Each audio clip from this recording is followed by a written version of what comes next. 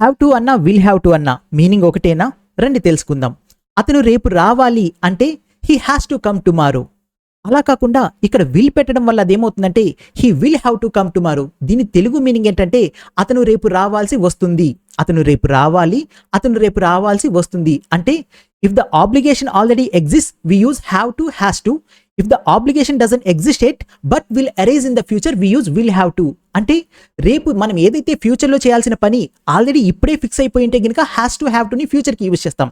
అలా కాకుండా ఈ ఆబ్లిగేషన్ ఇంకా క్రియేట్ అవ్వలేదు కానీ క్రియేట్ అవ్వబోతుంది అంటే విల్ హ్యావ్ టుని యూజ్ చేస్తాం. ఇంకొన్ని ఎగ్జాంపుల్స్ చూద్దాం. Have to meet her tomorrow అంటే దీని అర్థం ఏంటంటే నేను ఆమెను రేపు కలవాలి. అంటే కలవాల్సిన సిచ్యువేషన్ ఆల్రెడీ క్రియేట్ అయిపోయింది. అలా కాకుండా కలవాల్సి వస్తుంది అని చెప్పాలంటే I will have to meet her tomorrow. నేను రేపు ఆమెని కలవాల్సి వస్తుంది. If you go there you have to pay the fine. నువ్వు అక్కడికి వెళ్తే నువ్వు ఫైన్ పే చేయాలి. If you go there you will have to pay the fine. నువ్వు అక్కడికి వెళ్తే నువ్వు ఫైన్ పే చేయాల్సి వస్తుంది. ఇలాగా ఫ్యూచర్లో క్రియేట్ అయ్యే ఆబ్లిగేషన్ కోసం విల్ హ్యావ్ టు ప్లస్ వి1ని యూజ్ చేస్తాం.